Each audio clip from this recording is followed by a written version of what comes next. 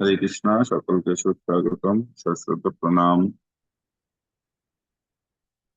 এখন আমরা মঙ্গলাচরণ করব। ওম অজ্ঞানাতিমিরঞ্জনং শলাকয়া চক্ষুরুন্মিলিতং येन তস্मै শ্রী গুরবে নমঃ। শ্রী চৈতন্যমনোভীষ্টং স্থাপিতং येन ভূতলে স্বয়ং রূপ তদা মह्यं দদাতি স্বপদं तं। বন্দেऽহং শ্রীগুরো শ্রীযুতপদকমলम् শ্রীগুরুं বৈষ্ণবं च। श्रीरूपं सद्गजातं सहगण रघुनाथान्वितं तं सजीवं सद्वैतं सवधूतं परिजनसहितं कृष्णचैतन्यदेवं श्रीराधाकृष्णपादान् सहगण ललिता श्रीविशाखान्वितांश्च। जय श्री कृष्ण चैतन्य प्रभु नित्यानंद श्री अद्वैत गदाधर शिवसदि गौर भक्त बिंद। हरे कृष्ण कृष्ण कृष्ण हरे हरे, हरे राम राम राम हरे हरे। ओम नमो भगवते वासुदेवाय। ओम नमो भगवते वासुदेवाय। ओम नमो भगवते वासुदेवाय। ओम तत्सत्।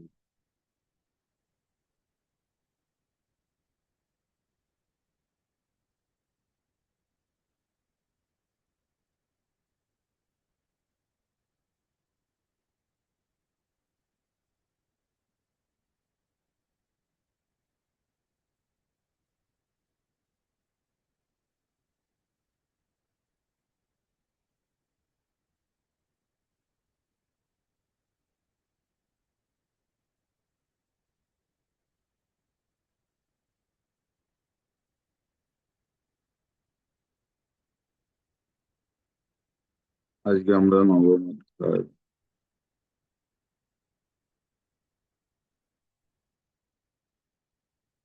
ভক্তির অঙ্গগুলি বিশদ বিবেচনা।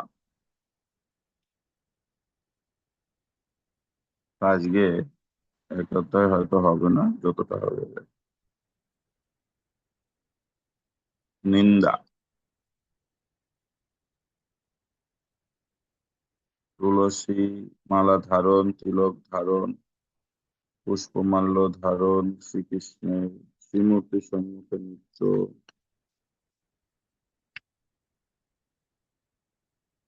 শ্রী বিগ্রহকে সম্মান সহকারে দণ্ডবত প্রণাম করা, ভগবানকে স্বাগত জানাতে দণ্ডায়মান হওয়া, শ্রীমূর্তির অনুগমন, বিষ্ণু মন্দির অথবা তীর্থে গমন, বিষ্ণু মন্দির পরিক্রমা অর্চন,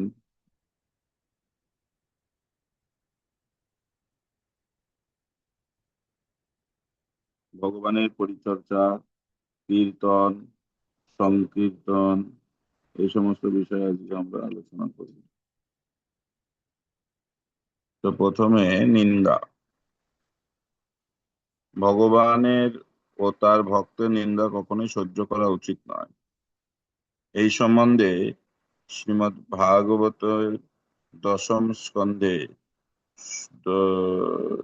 74 অধ্যায় 40 নম্বর শ্লোকে সুখদেব গোস্বামী পরীক্ষিত মহারাজকে বলেছেন, হে রাজন, যদি কোনো মানুষ ভগবান ও ভক্তের নিন্দা শোনে তৎক্ষণাৎ সেখান থেকে চলে যায় না যায়, তাহলে তার সমস্ত পুণ্য ক্ষয় হয়। শ্রী চৈতন্য মহাপ্রভুর শিক্ষাষ্টকমের একটি শ্লোকে বলা হয়েছে যে, তৃণাদপি শুনিচেন তররৈব সহিষ্ণুনা মানিনা মানদেন কীর্তনিয়া সদাহরি। অর্থাৎ ভগবত ভক্তের কর্তব্য হচ্ছে তিনের থেকেও নম্র এবং একটি গাছের থেকেও বেশি সহনশীল হয়ে নিজের জন্য কোন রকম সম্মানের প্রত্যাশা না করে অপরকে সম্মান প্রদর্শন করা। ভক্তরূপে এত দীন ও বিনম্র হওয়া সত্ত্বেও চৈতন্য মহাপ্রভু যখন শুনলেন যে পাষণ্ডীর জগাই মাধাই নিত্যানন্দ প্রভুকে আঘাত করেছে, তখন তিনি তৎক্ষণাৎ সেখানে গিয়ে তাদের নিধন করতে উদ্যত হয়েছিলেন। শ্রী চৈতন্য মহাপ্রভুর এই আচরণ অত্যন্ত মহত্বপূর্ণ। এর থেকে বোঝা যায় যে ভক্ত নিজের সম্বন্ধে সর্বদাই নিরভিমান, সহিষ্ণু ও বিনীত হতে পারেন, কিন্তু যখন ভগবান শ্রীকৃষ্ণ অথবা তার ভক্তের কোনো রকম অবমাননা হয়, তখন তিনি তা সহ্য করেন না।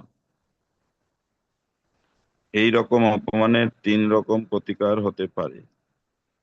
কেউ যদি বাণীর দ্বারা নিন্দা করে, তাহলে ভক্তকে এতই দক্ষ হওয়া উচিত যে তিনি প্রতিপক্ষকে তর্কের দ্বারা নিরস্ত করতে পারেন।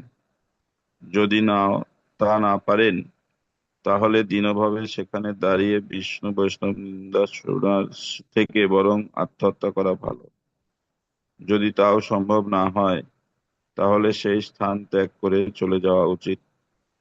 যদি এই তিনটি আচারের কোনোটি তিনি পালন না করতে পারেন, তাহলে ভগবত ভক্তির মার্গ থেকে তার পতন হয়। তার এখানে ভক্তি হরিভক্তি বিলাস থেকে কিছু কিছু বিষয় বিশদ আলোচনা করা হচ্ছে এখানে, যে এটা হচ্ছে আমাদের কর্তব্য। যদি এই তিনটের কোনোটাই আমরা না করি, তাহলে একসময় আমাদের ভক্তি থেকে পতন হবে। তিলক ও তুলসী মালা ধারণ। পদ্মপুরাণে উল্লেখ করা হয়েছে কিভাবে তিলক ও কণ্ঠমালার দ্বারা বৈষ্ণব শরীর বিভূষিত হওয়া উচিত। যিনি কণ্ঠে তুলসী মালা ধারণ করেন, যা শরীরে শঙ্খ চক্র গদা পদ্ম এই বিষ্ণু চিহ্ন সহ দ্বাদশ অঙ্গে বিষ্ণু মন্দির অঙ্কিত হয়, যিনি মস্তকে বৈষ্ণব তিলক ধারণ করেন, ইনি এই জগতে বিষ্ণু ভক্ত অর্থাৎ বৈষ্ণব। এই বৈষ্ণবদের উপস্থিতির ফলে জগৎ পবিত্র হয়। তিনি যেখানে অবস্থান করেন সেই স্থান বৈকুণ্ঠে পরিণত হয়।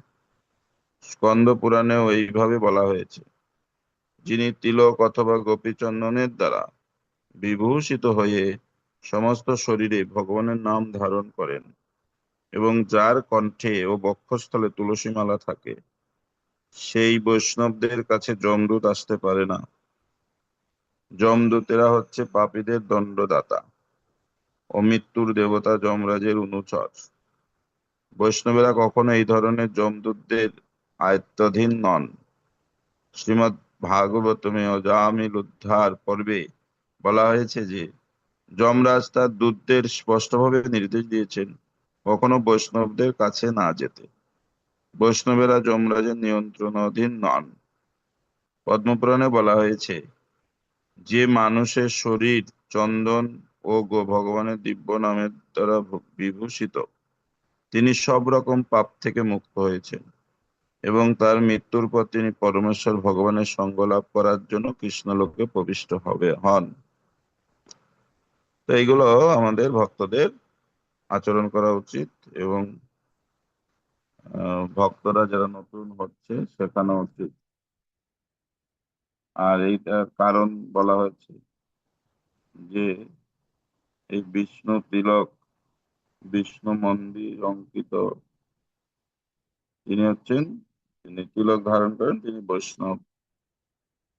এবং এই বৈষ্ণবদের উপস্থিতির ফলে কি হয়, জগৎ পবিত্র হয়। তারা যেখানে অবস্থান করেন সেই স্থান বৈকুণ্ঠে পরিণত হয়।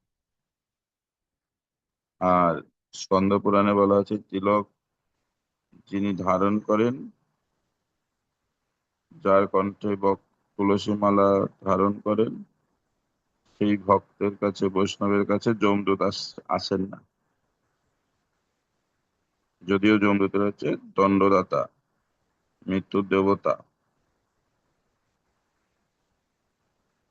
তবুও বৈষ্ণবরা এই ধরনের যমদূতদের আয়ত্তাধীন নন। তার প্রমাণ হচ্ছে অজামিল। এইভাবে আমরা শরীর পাপ থেকে মুক্ত এবং যে সমস্ত স্থানে বৈষ্ণবরা আগমন করবেন সেই সমস্ত স্থান পবিত্র করার জন্য এইগুলো আমাদের করা উচিত। পুষ্পমাল্য ধারণ। শ্রীমদ্ ভাগবতের পরবর্তী নির্দেশটি হচ্ছে ভগবানকে নিবেদিত পুষ্পমাল্য ধারণ করা উচিত। এই সম্পর্কে শ্রীমদ্ ভাগবতের একাদশ স্কন্ধে অধ্যায় 46 নম্বর শ্লোকে উদ্ধব শ্রীকৃষ্ণকে বলছেন, হে গোবিন্দ, তোমার ব্যবহৃত ফুলমালা, গন্ধদ্রব্য, বস্ত্র, অলংকার আমি গ্রহণ করি এবং কেবল তোমার উচ্ছিষ্ট ভোগ করি। কেন না, আমি হচ্ছি তোমার নিত্য দাস। তাই আমি সুদৃঢ়ভাবে বিশ্বাস করি যে মায়ার দ্বারা আমি আক্রান্ত হব না। এই শ্লোকের তাৎপর্য হচ্ছে, যে মানুষ গোপীচন্দন অর্থাৎ তিলক ধারণ করেন, শ্রীকৃষ্ণের নির্মাল্য ধারণ করেন, তিনি কখনো মায়ার দ্বারা বশীভূত হন না। মৃত্যুকালে যমদূতেরা তার কাছে আসতে পারে না। এমনকি কেউ যদি সব রকম বৈষ্ণব আচরণগুলি পালন না করেও কেবল কৃষ্ণ প্রসাদ গ্রহণ করেন, তাহলেও তিনি অচিরেই বৈষ্ণবত্ব লাভ করবেন। যেমন এই স্কন্দ পুরাণে ব্রহ্মা নারদকে বলছেন, হে নারদ, যে মানুষ শ্রীকৃষ্ণের প্রসাদীমালা কণ্ঠে ধারণ করেন, তিনি সব রকম পাপ ও রোগ থেকে মুক্ত হয়ে ক্রমশ জরা প্রকৃতির কলুষ থেকে মুক্ত হন। তো এই ভগবানের প্রসাদী দ্রব্য গ্রহণ করার ফলে এই জড় জগতের সমস্ত যে কলুষ থেকে মুক্ত হওয়া যায়। তো সেই জন্য ভগবানকে নিবেদিত সবকিছু গ্রহণ করা উচিত। শ্রীমূর্তির সম্মুখে নৃত্য। দ্বারকা মাহাত্ম্যে শ্রীমূর্তির সম্মুখে নৃত্য করার মহিমা বর্ণনা করে শ্রীকৃষ্ণ বলেছেন, যে মানুষ প্রসন্ন চিত্তে ভক্তিপূর্বক আমার সামনে নৃত্য করতে করতে শরীরের ভঙ্গিমার দ্বারা অন্তরের বিভিন্ন ভাব প্রকাশ করেন, তার কোটি কোটি জন্মের সঞ্চিত পাপ বিনষ্ট হয়ে যায়। এই গ্রন্থেই দেবর্ষি নারদ বলেছেন, দিব্য ভাব প্রকাশ করে যিনি ভগবানের শ্রী বিগ্রহের সম্মুখে নৃত্য করেন এবং করতালি দেন, তার শরীর থেকে পাতকরূপী সমস্ত পক্ষী উড়ে চলে যায়। তালি দিলে যেমন পাখি উড়ে যায়, তেমনই শ্রীকৃষ্ণের সম্মুখে বিগ্রহের শ্রীকৃষ্ণের বিগ্রহের সম্মুখে নৃত্য করলে এবং করতালি দিলে শরীর থেকে পাতক রূপী সমস্ত পক্ষী উড়িয়ে দেওয়া যায়। তাহলে আমরা ভগবানের সামনে নৃত্য কেন করব? প্রসন্ন চিত্তে করতে হবে, ভক্তিপূর্বক। যখন বিভিন্ন ভঙ্গিমার দ্বারা ভগবানের কাছে অন্তর থেকে ভাবের প্রকাশ করে ভক্তরা, তখন তার ফলে কি হয়? জন্ম জন্মান্তরের পাপ দূরীভূত হয়। এখানে নারদ মুনিও সে একই কথা বলছেন, নৃত্য এবং করতালি দেন, তার শরীর থেকে পাতকরূপী পাখি উড়ে যায়। তাই ভগবানের সামনে শ্রী বিগ্রহের সামনে নৃত্য করা খুবই গুরুত্বপূর্ণ। এই জন্য ভক্তরা ভগবানের সামনে নৃত্য করে, কীর্তন করে, সমস্ত পাপ থেকে মুক্ত হয়, আর আপনা আপনি তারা আনন্দ প্রাপ্ত হন।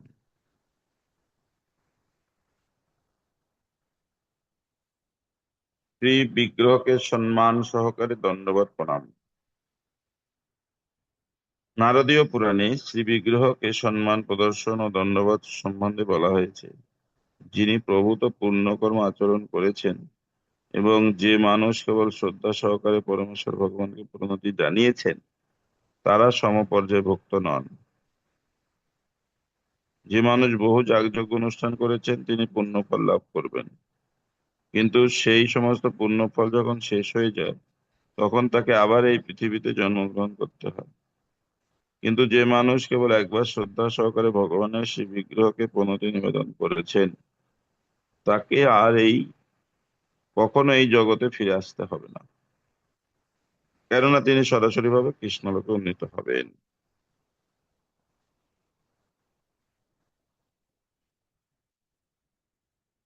তাই ভগবানকে সশুদ্ধ প্রণাম, দণ্ডবাদ প্রণাম করা কতটা গুরুত্বপূর্ণ। পুণ্যকর্মের ফল নষ্ট হইলে আবার তাকে জড়জগতে আসতে হয়, কিন্তু ভগবানকে প্রণাম করলে যখন তারা ভগবানের কাছে ফিরে যাবেন, তখন তাকে আর এই জগতে, দুঃখপূর্ণ জগতে আর ফিরে আসতে হবে না। ভগবানকে স্বাগত জানানো, দণ্ডায়মান হওয়া, ব্রহ্মাণ্ড পুরাণে বলা হয়েছে, যিনি ভগবানের রথযাত্রার সময় রথে করে তাকে আসতে দেখেন এবং তাকে স্বাগত জানাবার জন্য দণ্ডায়মান হন, তার শরীর থেকে সমস্ত পাপ বিনষ্ট হয়ে যায়।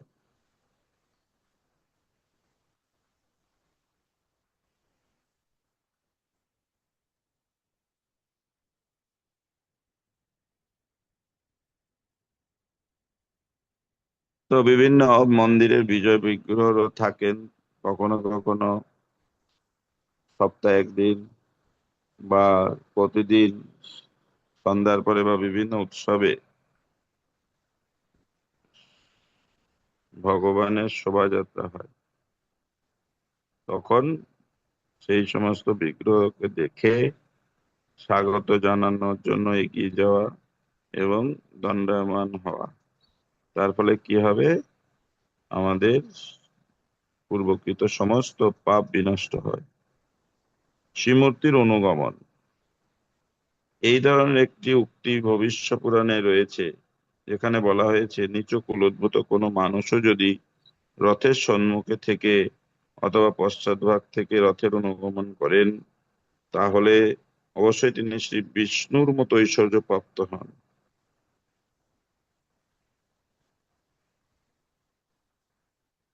তো এইগুলো সব শাস্ত্রের প্রমাণ। ভক্তরা যদিও এই ধন সম্পদ ঐশ্বর্য চায় না, তবুও এইগুলি শাস্ত্রের প্রমাণ। তো সর্বোপরি ভগবানের কৃপা ভক্তি চান। বিষ্ণু মন্দির অথবা তীর্থে গমন, পুরাণে বলা হয়েছে বৃন্দাবন, মথুরা, দ্বারকা আদি পুণ্যভূমিতে যারা গমন করেছেন তারা ধন্য, তারা অনায়াসে সংসাররূপ মরুভূমি পার হয়ে যান। হরিভক্তি সুদোদয়ে শ্রীকৃষ্ণের মন্দিরে যাওয়ার মাহাত্ম্য বর্ণনা করা হয়েছে। পূর্বে বৃন্দাবন, মথুরা ও দ্বারকা যাওয়ার যে মাহাত্ম্য বর্ণনা করা হয়েছে, তাতে স্পষ্টভাবে বোঝা যায় যে সেই সমস্ত পুণ্যভূমিতে ভক্তরা ভগবানের মন্দিরে ভগবানকে দর্শন করার সুযোগ পান। হরিভক্তি সুদোদয়ে বলা হয়েছে, যে সমস্ত মানুষ শুদ্ধ কৃষ্ণ ভক্তির দ্বারা প্রভাবিত হয়েছেন এবং যারা ভগবানের মন্দিরে ভগবানের শ্রীবিগ্রহ দর্শন করতে যান, তাদের কখনো মাতৃগর্ভরূপী কারাগারে প্রবেশ করতে হয় না। মাতৃগর্ভে অবস্থান করা অত্যন্ত বেদনাদায়ক,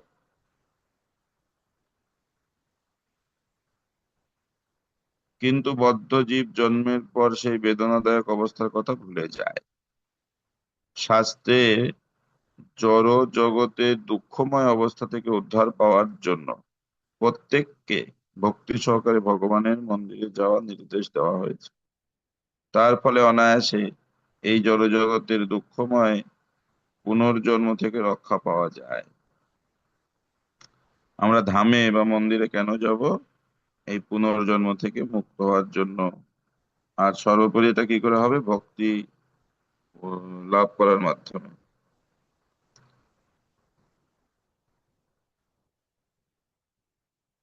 ভগবানকে দর্শন করে ভগবানের সান্নিধ্য পাওয়া যায়, তার সেবা করার সুযোগ পাওয়া যায়। এই ভক্তি যুক্ত হলেই আমরা এই জগতের পুনর্জন্ম থেকে রক্ষা পাবো। বিষ্ণু মন্দির পরিক্রমা, হরিভক্তি সুদূরে বলা হয়েছে, যে মানুষ বিষ্ণুমূর্তি পরিক্রমা করেন তিনি এই জড়জগতে জন্ম মৃত্যু চক্রকে প্রতিহত করে জড়বন্ধন থেকে মুক্ত হন। ভবরোগের ফলে বদ্ধজীব নিরন্তর জন্ম মৃত্যু চক্রে আবর্তিত হয়, কিন্তু বিষ্ণু মন্দির প্রদক্ষিণ করার ফলে সেই আবর্তন থেকে মুক্ত হওয়া যায়। ভারতবর্ষে বর্ষাকালে 4টি মাস শ্রাবণ, ভাদ্র, আশ্বিন, কার্তিক কৃষ্ণ ভাবনামৃত প্রচারের জন্য এক স্থান থেকে আরেক স্থানে ভ্রাম্যমাণ সাধুরা তাদের ভ্রমণ স্থগিত রেখে কোন পুণ্যবান স্থানে অবস্থান করেন। এই সময় কতকগুলি বিধি বিশেষ বিধি নিষেধ অত্যন্ত দৃঢ়তার সঙ্গে পালন করা হয়। স্কন্দ পুরাণে বলা হয়েছে যে সেই সময়ে কেউ যদি অন্তত 4 বার বিষ্ণু মন্দির প্রদক্ষিণ করেন তাহলে বুঝতে হবে যে তিনি সমস্ত ব্রহ্মাণ্ড ভ্রমণ করেছেন। এই ধরনের পরিক্রমার ফলে গঙ্গা জলের দ্বারা নিস্নাত সমস্ত পূর্ণ তীর্থ দর্শন করা হয়ে যায় এবং চাতুর্মাস্য ব্রত পালন করার ফলে অনায়াসে ভগবত ভক্তি স্তরে উন্নীত হওয়া যায়। তাই পরিক্রমার এত গুরুত্ব। অর্চনা। অর্চনা মানে মন্দিরে ভগবানের শ্রী বিগ্রহের পূজা করা। ভক্তির এই অঙ্গ অনুশীলন করার ফলে বুঝতে পারা যায় যে আমরা এই শরীর নই, আমাদের স্বরূপে আমরা চিন্ময় আত্মা। শ্রীমদ্ ভাগবতের দশম স্কন্ধে বর্ণনা করা হয়েছে যে কৃষ্ণের অন্তরঙ্গ সখা সুদামা ব্রাহ্মণদের গৃহে গিয়ে শত স্বগতোক্তি করে বলেছিলেন, কেবলমাত্র কৃষ্ণের অর্চন করার ফলেই অনায়াসে স্বর্গের সমস্ত ঐশ্বর্য প্রাপ্ত হওয়া যায়, মোক্ষ লাভ করা যায়, এই ব্রহ্মাণ্ডের সার্বভৌমত্ব লাভ করা যায়, জড়জগতের সমস্ত ঐশ্বর্য লাভ করা যায় এবং যোগ সিদ্ধি লাভ করা যায়। যদিও এগুলো লাভ করা যায় কিন্তু ভক্তরা এগুলো চান না। কি চান? সুদামার এই স্বগত উক্তির কারণ হচ্ছে শ্রীকৃষ্ণ তার সখা সুদামাকে ব্রাহ্মণদের গৃহে গিয়ে কিছু আহার্য ভিক্ষা করার জন্য আদেশ দিয়েছিলেন। সেই সময় ব্রাহ্মণেরা যজ্ঞ অনুষ্ঠান করেছিলেন এবং শ্রীকৃষ্ণ সুদামাকে দিয়ে বলে পাঠিয়েছিলেন যে কৃষ্ণ ও বলরাম অত্যন্ত ক্ষুধার্ত, তাই তাদের জন্য কিছু আহার্যের প্রয়োজন। কিন্তু সেখানে গেলে পরে ব্রাহ্মণেরা সুদামাকে কোনো কিছু দিতে অস্বীকার করে।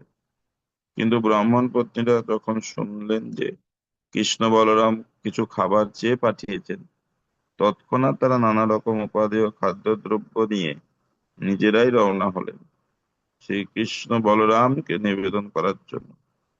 বিষ্ণু রহস্যে বলা হয়েছে এই জগতে যে মানুষ পরমেশ্বর শ্রী বিষ্ণুর আরাধনা করেছেন তিনি অনায়াসে নিত্য আনন্দময় ভগবত ধাম বৈকুণ্ঠ লোকে প্রবেশ করতে পারেন।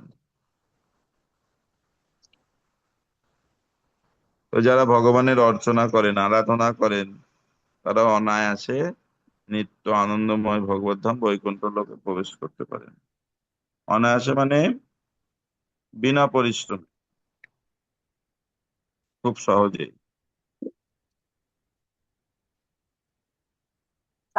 তো এইভাবে ভগবানের আরাধনা করার ফলে ভগবানকে তারা লাভ করলেন। তার প্রমাণ ব্রাহ্মণ পত্নীগণ।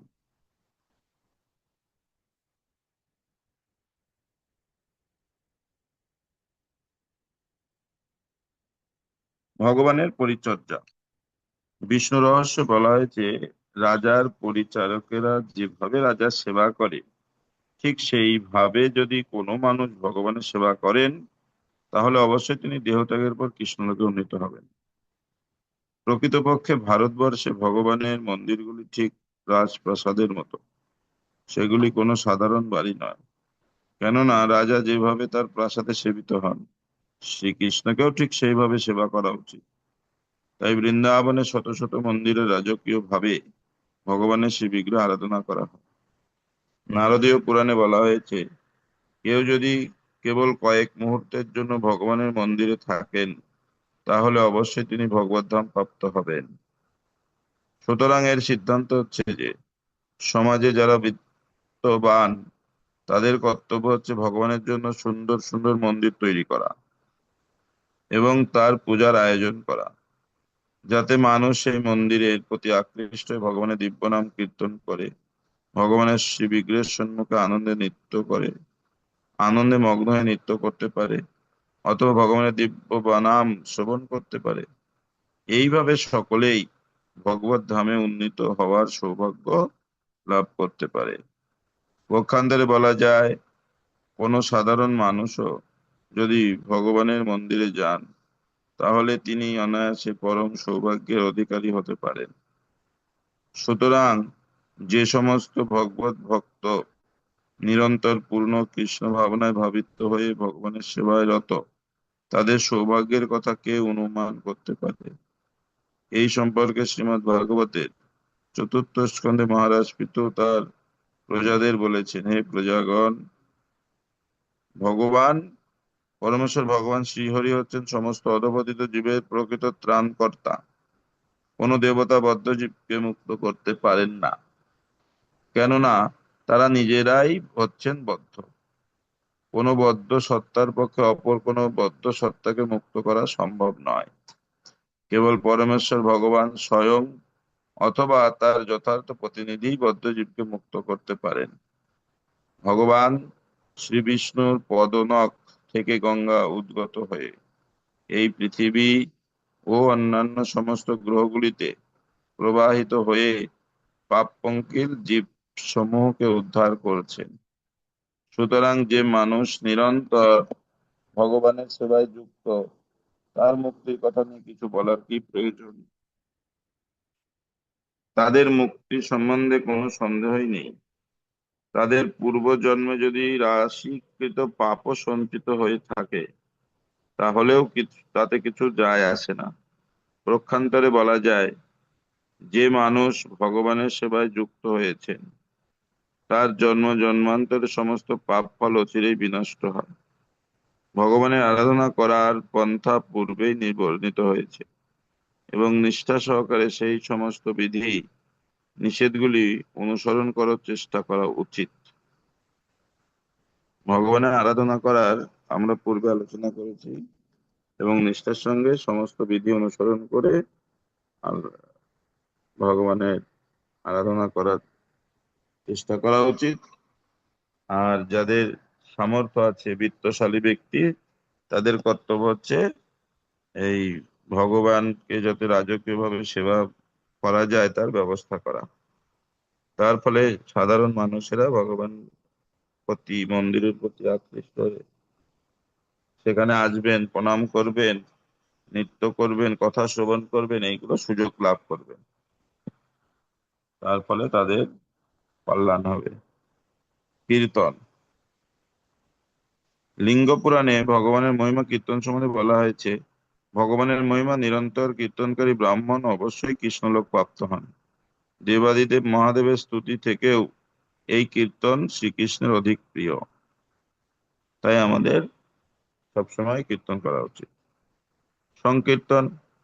কেউ যদি উচ্চস্বরে ভগবানের লীলা, গুণ, রূপ আদি মহিমা কীর্তন করে তাকে বলা হয় সংকীর্তন। সংকীর্তন বলতে সমবেতভাবে ভগবানের দিব্য নাম কীর্তনকে বোঝায়। বিষ্ণু ধর্মে এই সংকীর্তনের মহিমা বর্ণনা করে বলা হয়েছে, এই কৃষ্ণ নাম এতই পবিত্র যে এই নাম কীর্তনের ফলে তৎক্ষণাৎ জন্ম জন্মান্তরের পুঞ্জীভূত পাপ থেকে মুক্ত হওয়া যায়। এই কথাটি ধ্রুব সত্য। শ্রী চৈতন্য চরিতামৃতে উল্লেখ করা হয়েছে, কেউ যদি একবার মাত্র কৃষ্ণ নাম উচ্চারণ করেন, তাহলে তার এত পাপ নষ্ট হয় যে তত পাপ করার সাধ্য কোনো পাপীর নেই। কোনো পাপে অসংখ্য পাপ কর্ম করতে পারে, কিন্তু একবার মাত্র কৃষ্ণ নাম উচ্চারণের ফলে যত পাপ ক্ষয় হয়, তত পাপ করার ক্ষমতা কোনো পাপীর নেই। শ্রীমদ্ ভাগবতের সপ্তম স্কন্ধে প্রহ্লাদ মহারাজ ভগবানের সেই পাদ পদ্মে প্রার্থনা করেছেন, হে নৃসিংহদেব, আমি যদি আপনার চরণ কমলের দাসত্ব লাভ করতে পারি, তাহলে আমার পক্ষে আপনার লীলা শোভন করা সম্ভব হবে। আপনি হচ্ছেন পরম সুহৃদ, পরম আরাধ্য ভগবান। আপনার দিব্য লীলা সমূহ শ্রবণ করা মাত্র সমস্ত পাপ দূর হয়ে যায়। তাই সেই সমস্ত পাপ কর্ম কে আমি আর ভয় করি না, কারণ আপনার লীলাসমূহ শ্রবণ করার ফলে আমি অনায়াসে জড়জগতের সমস্ত কলুষ থেকে মুক্ত হতে পারবো। দেখুন প্রহ্লাদ মহারাজ এটা বলছেন। এই জন্য আচার্যগণ বলছেন ভগবানের এই লীলা শ্রবণ এবং অধ্যয়ন করতে। তাই গ্রন্থ পড়া উচিত, শ্রবণ করা উচিত। তারপরে আমাদের যে সমস্ত হৃদয় কলুষ রয়েছে, ধীরে ধীরে আমরা মুক্ত হব। শ্রদ্ধার সঙ্গে এই ভাগবত শ্রবণ করা উচিত। ভগবানের লীলা সম্বন্ধে বহু গান রয়েছে, যেমন ব্রহ্মা ব্রহ্মসঙ্গীতে গিয়েছে, নারদ পঞ্চরাত্রে গিয়েছে, সুখদেব গোস্বামী শ্রীমৎ ভাগবতমে গিয়েছে। কোনো মানুষ যদি সমস্ত সঙ্গীত শ্রবণ করেন, তাহলে তিনি অনায়াসে জগতের কলুষিত বন্ধন থেকে মুক্তি পান। ভগবানের মহিমা কীর্তনকারী এই সমস্ত সঙ্গীত শ্রবণ করা অত্যন্ত সহজ। কোটি কোটি বছর ধরে এই সমস্ত সঙ্গীত গান করা হচ্ছে এবং আজও মানুষ এগুলি গাইছে। সুতরাং এই সুযোগের পূর্ণ সদ্ব্যবহার করে কেন মানুষ জড়জগতের কলুষিত বন্ধন থেকে মুক্ত হওয়ার চেষ্টা করবে না? শ্রীমৎ ভাগবতমের প্রথম স্কন্ধের পঞ্চম অধ্যায়ে নারদ মুনি তার শিষ্য ব্যাসদেবকে বলেছেন, ব্যাস, জেনে রাখো যে তপস্যা, ত্যাগ, বেদ অধ্যয়ন, যজ্ঞ অনুষ্ঠান, বৈদিক মন্ত্র উচ্চারণ, দান আদি পূর্ণ কর্মগুলির একমাত্র পরম ফল হচ্ছে ভক্ত সঙ্গে ভগবানের মহিমা কীর্তন করা। এখানে বোঝানো হয়েছে যে ভগবানের মহিমা কীর্তন হচ্ছে জীবের সর্বশ্রেষ্ঠ কার্য। এইভাবে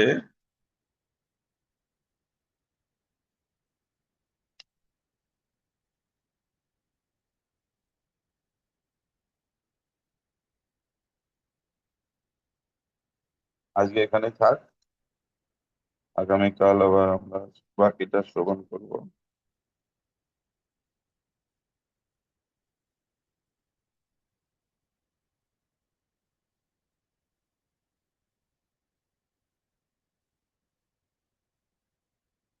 কারো কিছু জিজ্ঞাসা, কিছু প্রশ্ন থাকলে করতে পারেন।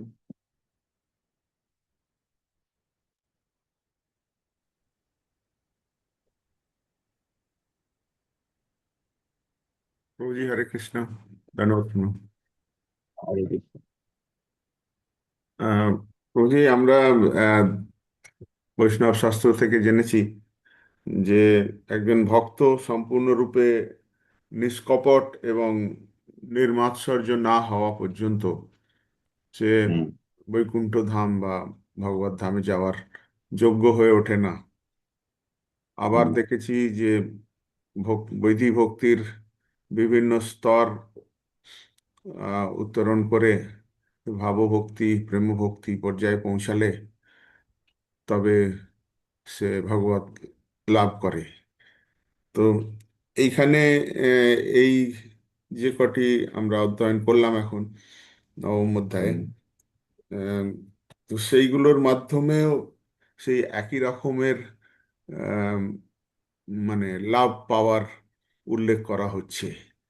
তো আমাদের হুম। মতো প্রাথমিক স্তরের ভক্তরা যদি এইগুলো করে তাহলেও কি মানে আমাদের সম্ভাবনা আছে যে আমরা ভগবত ধাম প্রাপ্ত হতে পারি?